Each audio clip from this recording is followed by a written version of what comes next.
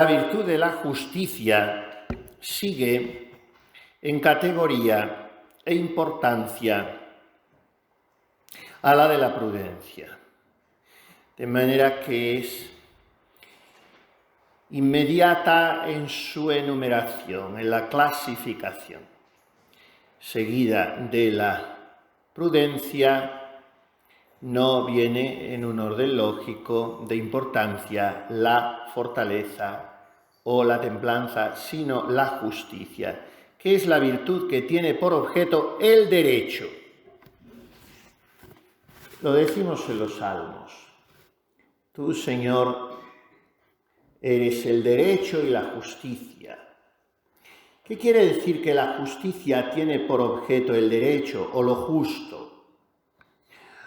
Pues que es la virtud destinada a mantener la paz y armonía entre los hombres, haciendo que cada hombre respete las personas y los bienes legítimamente adquiridos por cada persona. Entonces, ¿qué es la justicia? A cada uno lo suyo. Y si lo tuyo es tuyo, mientras no se demuestre lo contrario. ¿Cuáles son los legítimos derechos de cada uno? Primero, los que dicta la razón natural. El legítimo derecho es la vida y la salud y la propiedad privada. En segundo lugar, lo que dicta los convenios habidos entre los hombres prudentes. Y en tercer lugar, las disposiciones de la autoridad legítima. Porque una autoridad puede ser legal, como es la nuestra, pero no es legítima. Pero en fin, esto no es aquí un análisis de la situación actual gubernamental ni política, sino estamos hablando de la justicia. ¿Cómo se llama el derecho fundado en los dictámenes de la razón? Se llama derecho natural. Este es previo a todo. El derecho natural es previo a gobiernos, es previo a leyes, previo a todo. Y el derecho fundado en leyes promulgadas por la autoridad competente, ese se llama derecho positivo. El que se pone o se quita, el derecho positivo. Y este se divide en privado y público. Y el derecho positivo público, ¿cómo puede ser? Nacional e internacional. El primero, leyes de la nación. El segundo, pactos entre diversos estados. ¿Y el derecho civil, cuál es? El apoyado en actos emanados de la autoridad civil. ¿Y el derecho eclesiástico? El apoyado en actos emanados de la autoridad eclesiástica, o sea, el derecho canónico, las reglas y constituciones de una orden, los documentos emanados de la autoridad pontificia o episcopal, derecho eclesiástico. El derecho impone orden entre las relaciones de los particulares entre sí y entre las relaciones de los particulares con la sociedad entera. Y esta se llama justicia particular, si es entre particulares, o justicia legal, si es de los particulares con la sociedad. Por tanto, la virtud de la justicia es una disposición de la voluntad que nos lleva a dar a cada uno todo lo que le pertenece. Y el vicio opuesto a esta virtud se llama injusticia. O sea que perjudica al bien común o al bien particular. ¿En qué consiste el pecado de injusticia? En atentar contra el derecho del otro.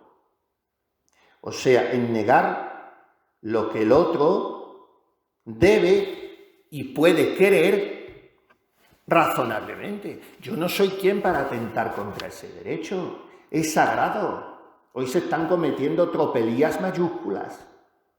Se está atentando contra el derecho. Un buen día vienen y nos quitan lo que hemos trabajado, lo que tenemos. El derecho del otro. Hay que respetarlo si es razonable, si es legítimo. ¿Tiene la justicia algún acto especialmente importante? ¿La justicia particular? El acto de la justicia se llama acto de juicio. ¿En qué consiste el juicio? Decimos, esta persona tiene muy buen juicio, esta persona es muy madura en su juicio. ¿En qué consiste el juicio? en determinar con exactitud lo que debe darse a cada uno. Esto lo hacen los jueces en los juicios legales, pero esto lo hacemos todos particularmente. En conciencia y por amor a la justicia debemos saber respetar los deberes y derechos de cada uno. Y en caso de duda, la balanza del juicio debe inclinarse al lado de la benevolencia. No dictaminar, no pronunciar sentencia condenatoria, no ya exteriormente, sino tampoco interiormente de pensamiento. ¿Quién eres tú para inclinar la balanza de tu pensamiento a la condena? Siempre queda en pie alguna duda, siempre. ¿Podemos sospechar la existencia del mal sin pruebas suficientes? Sí, pero entonces hay que ser cautos, porque nunca tenemos suficientes pruebas sino conjeturas. O sea, vamos a poner un ejemplo. Vemos a un hombre de catadura sospechosa, mal encarado, mala pinta. Pero aún así, ¿yo por qué voy a presuponer que es un ladrón? Ni menos a decirlo. Ahora, si con esa mala pinta lo veo rondar mi casa, yo tengo derecho e incluso obligación de precaverme, de tomar cautelas, pero no de decir, es que está un ladrón en torno a mi casa. Eso no lo sabes hasta que no lo hayas visto abordar tu casa, a robarte. La justicia particular entre los hombres, lo voy a decir muy rápido porque son cuestiones todas muy interesantes, pero es larguísimo el tratamiento de la virtud de la justicia en Santo Tomás, pero por lo menos que nos suene esto alguna vez. Voy a parar a lo que nos interesa. Más a nosotros. Esto nos interesa a todos porque todos somos seres sociales. Todos estamos en la sociedad. Y ustedes están metidas ahora hasta las cejas. Antes a las monjitas se las perdonaba todo. Pero ahora todos son papeleos y todos son declaraciones y todos son números y todos son en los contratos que hagan tienen que tener un cuidado tremendo. Para una comunidad que tengo yo que tratar mucho, pues había hecho un contrato con muy buena fe, con mucha inocencia y con mucha ingenuidad, que es lo que a veces pasa a la monja y nos pasa un poco a todos. Y los señores muy buenos y muy metidos en el mundo eclesiástico y bueno, pues al año y pico de estar allí, un despido. Cualquier cosa ahora es un despido improcedente. Y 50.000 euros les pedían y las llevaban al banquillo, el matrimonio, hasta que al final han podido llegar a una conciliación y se han conformado con 15.000 euros. Pero figúrense la broma, hoy todas estas cosas hay que por lo menos que te suenen alguna vez. Porque nosotros vivimos de ingenuidades y todo el mundo es muy bueno y no. ¿Cuántas especies comprende la justicia particular? Se llama justicia distributiva o justicia conmutativa. Sus nombres ya lo dicen. ¿Qué es la justicia distributiva? La justicia que establece lo justo en las relaciones de la sociedad con los individuos. O sea, la justicia distributiva es el cuidado que tiene que tener el Estado de nosotros. Y la justicia conmutativa es las relaciones que hay entre las partes. Vamos a pasar todo esto porque es muy... El acto característico de la justicia conmutativa es la restitución. O sea que cuando alguien se apodera de lo ajeno y quebranta la justicia, hay que restablecer la igualdad, hay que reparar eso. Devolver lo que injustamente se ha quitado. Eso es la restitución. Esto ya empieza a ser un poquito más propio para nosotros, pero vamos a pasarlo también rápido. ¿Cuál es el vicio, el pecado opuesto a la justicia distributiva? La acepción de personas. ¿Qué se entiende por acepción de personas? La injusticia que comete el gobernante o el superior en conceder o negar mercedes, en imponer o eximir de cargas, en atención a la persona y no a los méritos. Esto estamos viendo totalmente hoy lleno España de esto. En otros gobiernos de España se premiaban los méritos, el trabajo, se premiaba la capacitación, la dignidad. Ustedes esto lo han visto y lo han vivido además muy de cerca por su trabajo y sus destinos anteriores. Bueno, pues a veces se escapaba algún enchufado, algún pelotilla, esto siempre se ha escapado, pero en general ocupaban sus puestos los que se lo merecían, los que tenían capacitación. Hoy no, hoy todo es acepción de personas. Hoy son 4 paniaguaos. ¿Cuáles son los vicios opuestos a la justicia conmutativa, al intercambio de derechos? Pues los que perjudican al prójimo contra su voluntad. Estos son. Si yo no me quiero poner un bozal y voy por la calle o estoy en un campo, no tengo a nadie delante.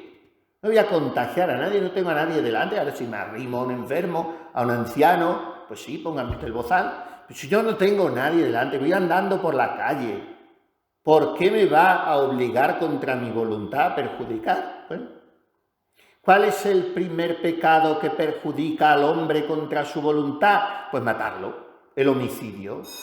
El homicidio. Arrebatar el mayor bien que posee el prójimo, que es la vida. Y es el mayor pecado que hay contra el prójimo. Nunca es lícito atentar contra la vida del prójimo. El hombre es un bien que jamás es lícito arrebatarle, excepto cuando por un crimen haya merecido ser privado de ella. ¿Quién tiene en ese caso el derecho de quitarle la vida? Solo la autoridad pública. ¿Y en qué se basa este derecho de la autoridad pública? Hablamos de la pena de muerte según la doctrina de Santo Tomás de Aquino y la de la Iglesia siempre. Este derecho de la autoridad pública a privar a ese criminal de la vida se basa en la obligación que tiene la autoridad pública de velar por el bien común, que está por encima del bien individual. El bien común obliga a extirpar de la sociedad un miembro nocivo que la va a enfermar. Puede, por tanto, exigir el bien común, dice Santo Tomás. Estoy siempre con Santo Tomás, la Suma Teológica. ¿Puede exigir el bien común que se imponga a un hombre la pena de muerte? Sí, porque puede ocurrir el caso extremo de que no haya otro medio más eficaz de poner coto a los desafueros de los criminales. Por tanto, el crimen es la única razón que puede invocar la autoridad pública para imponer la pena de muerte, el único. Ahora, la razón del bien público en ningún caso podría justificar la muerte de un inocente. ¿Por qué? Miren qué causa da Santo Tomás. Porque el bien supremo de la sociedad es el bien de la virtud. El florón más grande que tiene una sociedad es la virtud, enaltecer la virtud. Y lo más contrario al enaltecimiento de la virtud es la eliminación de los inocentes. Por eso, el suicidio más grande de una sociedad, cuando una sociedad no puede esperar bienes ninguno de ningún caso, cuando una sociedad ha firmado su sentencia de muerte, y entonces vendrán los virus, y vendrá el comunismo, y vendrá a quitar la propiedad privada, y vendrá que se echen a los reyes, y vendrá todo. No sé de qué nos asustamos. Cuando una sociedad se autocondena es cuando aprueba el aborto, porque el aborto es la eliminación del inocente más espantosa que hay. Una sociedad que se rasga las vestiduras ante la pena de muerte de un criminal y cada 5 minutos se está matando a un niño por el aborto, es una sociedad suicida. Todo se puede esperar de esa sociedad. Y la nuestra hoy de España es así. Entonces ahora ha habido un mare magnum, un terremoto de pánico y de miedo porque el virus, porque nos contagiamos del virus. Pero ¿quién habla de esos niños que están muriendo, como digo, cada 5 minutos? ¿Quién habla? Entonces, eso es el colmo del suicidio de una sociedad. Porque ha firmado su propia pena de muerte, la evita para los criminales, pero se la aplica a ella. ¿Cuál es la pena de muerte? La eliminación de los inocentes, porque es la negación de la virtud. La virtud es la inocencia, no hay más inocencia que en un no nacido que no ha hecho ningún mal, ni puede hacerlo. Ahora, matar al injusto agresor en defensa de la propia persona o de los propios bienes, ¿sería lícito?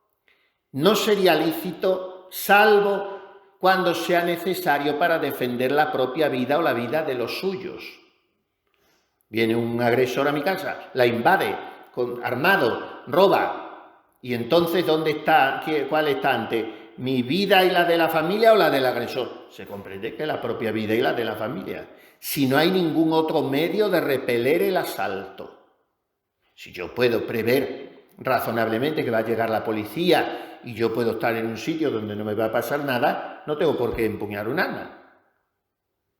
Incluso en el caso de que fuera en defensa propia, el matar al agresor, dice Santo Tomás, el que lo hace no ha de tener intención de quitar la vida ajena, sino defender la propia.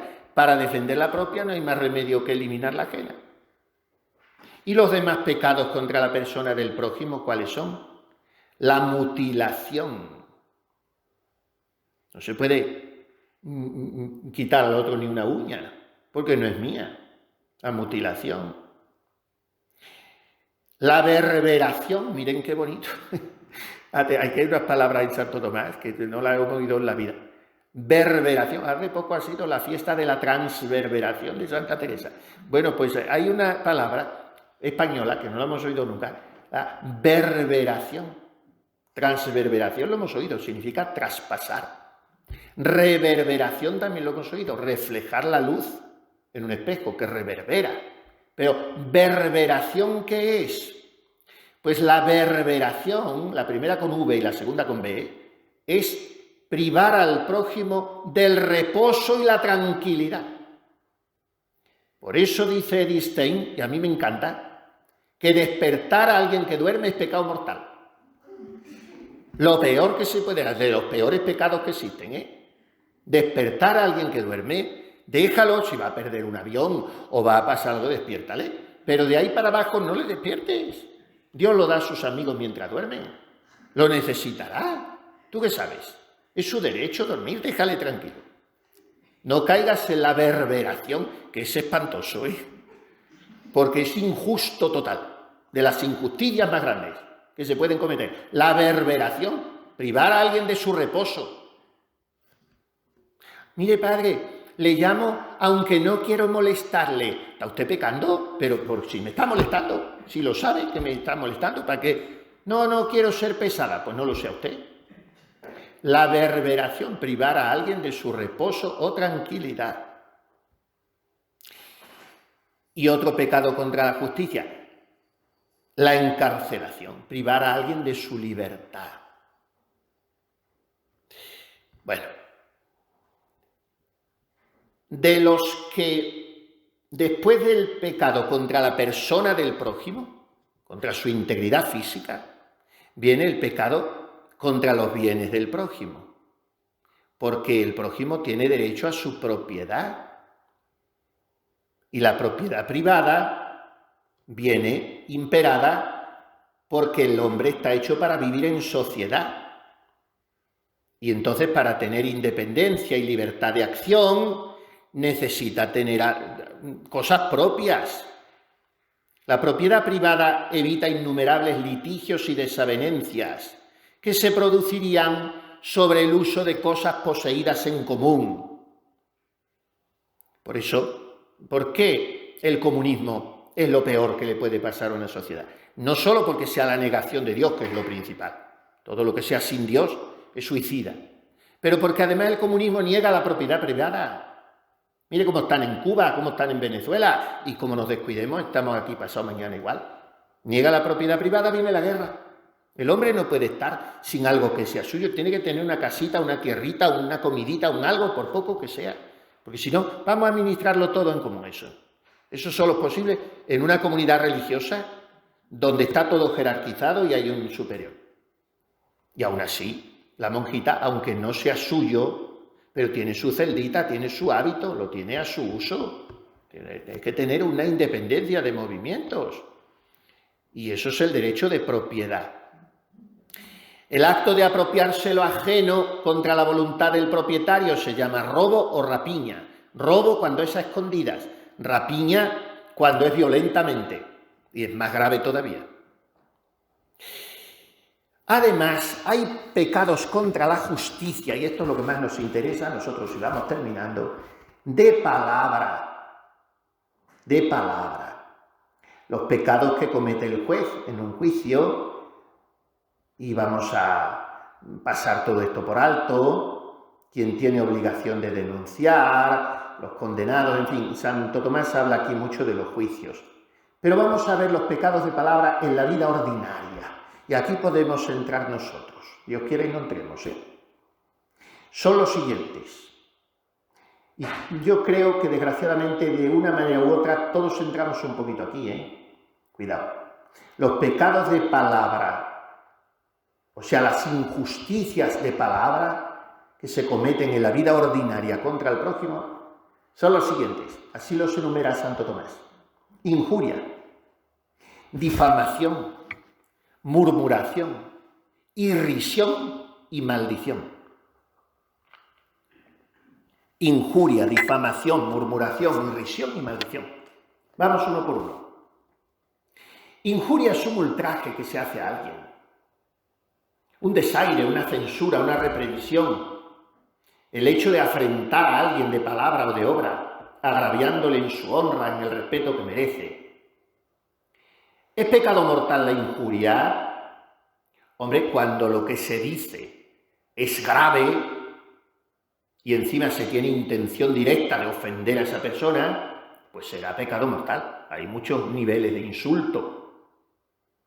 Ahora, cuando la injuria es leve y la fama del ofendido no queda seriamente comprometida o en el agresor no hay una intención clara de injuriar, pues sería pecado venial. Depende de la intención y de la gravedad del insulto, de lo que se le quite de honra al otro.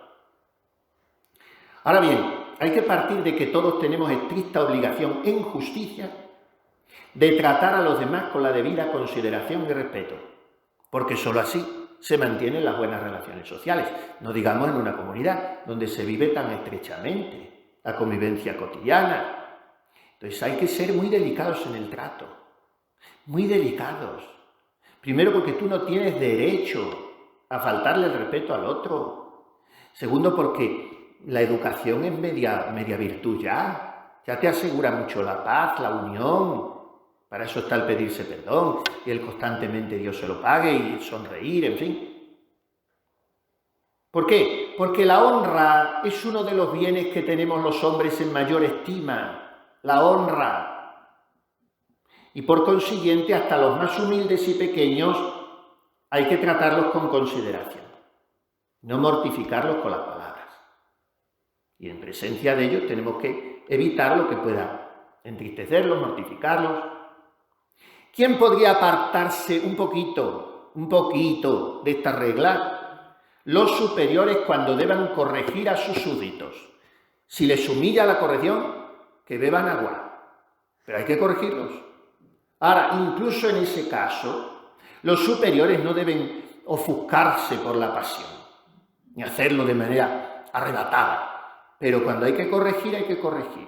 Y a veces, si necesita la corrección ser hecho, incluso en público, pero aún así el superior tiene que tener cuidado. Con los que nos injurian y ofenden, ¿cómo tenemos que conducirnos? Pues no devolviendo mal por mal, ni agravio por agravio.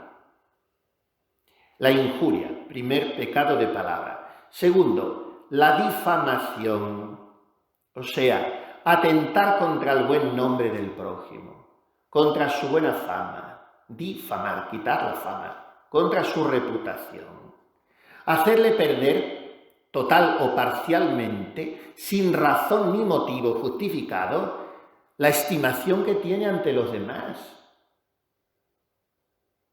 Y puede ser un pecado grave. ¿Qué clases hay de difamación? 4 clases. Primero, imputar al prójimo culpa que no haya cometido. Segundo, exagerar sus defectos, divulgar secretos que le desfavorezcan, atribuirle intenciones y propósitos torcidos o sospechosos. Imputarle culpa falsa, exagerar sus defectos divulgar secretos que le desfavorezcan, atribuirle malas intenciones. Todo eso son difamaciones. ¿Hay otra manera de difamar al prójimo? Yo creo que en estas 4 no caemos, ¿eh? En las 4 que he dicho, me parece a mí que por la misericordia de Dios no caemos. ¿Cómo vas a imputar al prójimo algo que no haya cometido? Aunque un superior también podría hacerlo, ¿eh? Para educar a esa alma. También podría hacerlo. Según si ve que va a saber responder a algo. Oiga, ¿cómo ha hecho esto? Y la persona no ha sido, como tú veas que se calla, ahí estás comprobando una virtud extraordinaria. Podría, en el caso de que vea un alma que vaya muy en serio a la santidad, un superior podría hacerlo. Pero desgraciadamente se puede hacer con muy pocas almas. Y a veces te crees que lo puedes hacer con alguna, lo intentas y te sale mal. Pero primero, imputar culpa que no se haya cometido. A ver, ¿cómo sabes? Pero eso no creo que lo hagamos nosotros. Entre iguales no se puede hacer, ¿eh? Segundo, exagerar los defectos del prójimo. Eso es feísimo. Feísimo que te lo hagan a ti a ver si te gusta. Y tienes defectos como para que se exageren, ¿eh? Pero feísimo. Tercero, divulgar secretos que desfavorezcan al prójimo. Eso a veces sí que con cierta sutileza, bueno, en cierto momento tuvo ahí una cosita. Cállate, a nadie le importa eso. Y cuarto, atribuirle intenciones torcidas. Mucho cuidado con eso. Ahora, hay otra manera de difamar al prójimo, que aquí sí que podemos caer, y yo creo que caemos bastante, ¿eh? Negarle sus buenas cualidades, o callarlas y aminorarlas y rebajarlas. Sería muy bonito alabarnos por nuestras cualidades con frecuencia. Sería muy bonito. Estimula, yo creo que no ensoberbece, yo creo que estimula.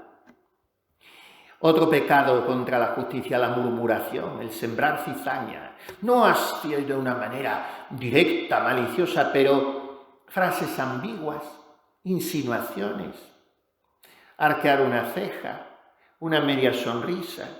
Así se introduce la discordia entre los que estaban unidos. Y es un pecado odioso, ¿eh? Odioso. ¿Y el pecado de irrisión qué es?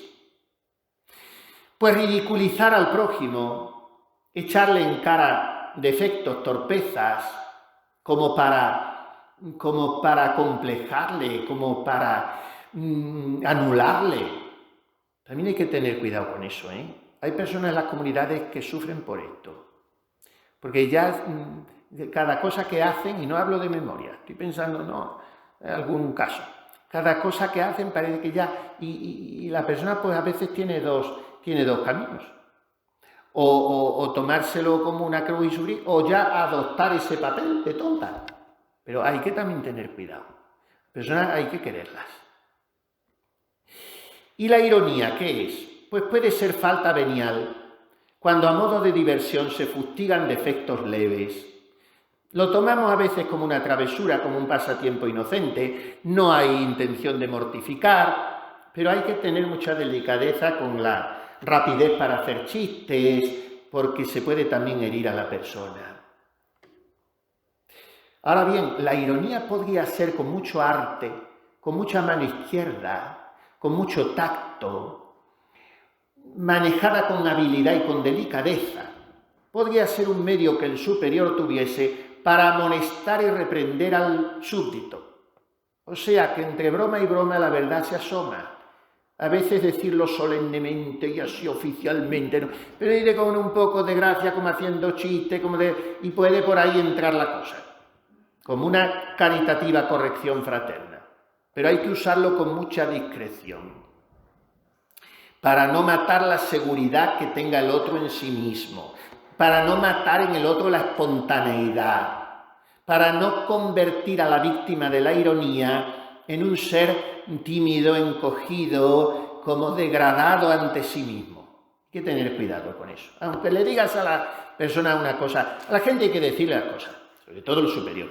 Pero si tienes que ser duro con él, luego que él vea que le quieres, siempre que veamos que nos queremos, es lo importante. Ahora, el último vicio, después de la irrisión, de la murmuración, de la difamación, de la injuria, el último es terriblemente diabólico. La injusticia contra el prójimo, el último pecado, que dice Santo Tomás, la maldición, porque esto es desear el mal por el mal para el prójimo. Maldecir es diabólico. Contra la justicia conmutativa, los pecados son el fraude y la usura. Vamos a dejarlo. ¿Y cuál es la máxima por antonomasia de la justicia? El lema de la justicia, ¿cuál es? Haz el bien y evita el mal.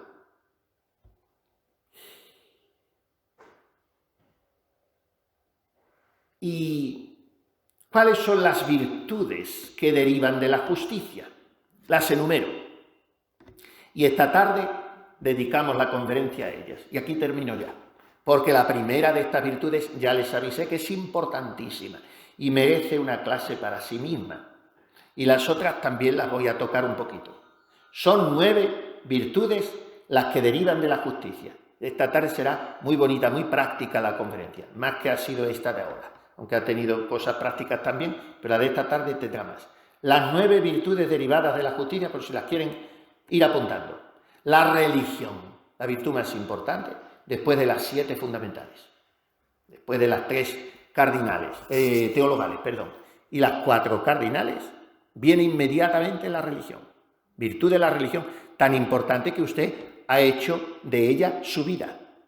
Por eso es usted una religiosa, porque usted no da culto a Dios con su oración, con su vida de clausura, con su contemplación, sí, pero usted da culto a Dios con sus votos, porque sus votos han consagrado su vida, la han hecho sagrada. Y su cuerpo, que podría haber sido para el mundo, para engendrar hijos, es solo para Dios, la virginidad. Y su libertad, su independencia de actuar, es solo para Dios, por la obediencia. La ha inmolado usted totalmente. Y su capacidad de poseer, que podría usted haber ejercitado legítimamente, es exclusivamente para Dios, por la pobreza. Entonces, ¿qué ha hecho usted con su vida? Con su cuerpo, con sus afectos, lo mismo que hacemos con un cáliz. En el cáliz yo no puedo beberme una Coca-Cola, ni siquiera un poco de agua. Eso tengo que coger un vaso de Duralés. ¿Quién inventaría el Duralés? Qué magnífico invento, para los conventos. El Duralés es que lo compraron ustedes cuando se murió Franco y todavía está el vaso que no está ni rayado. El Duralés se cae y se parte. Luego viene un domingo y te ponen esos platos con el filito de oro, eso está para el domingo reservado. Pero si no, Duralés que te crió. Eso ha sido la maravilla de los conventos. Antes el barro se desportillaba, se rompía. Bueno, pues el Duralés. El Duralés. No sé a qué ha venido, pero me da igual ya. Bueno, pues que no se puede beber el agua en un cáliz. Se coge un vaso de Duralés, de estos transparentes o de los verdes o color caramelo tan bonitos que eran aquellos Duralés, era muy propio de los años 70. Bueno, pues el cáliz es exclusivamente para consagrar. Usted es un cáliz. Todo lo que hay en usted tiene que ser consagrado.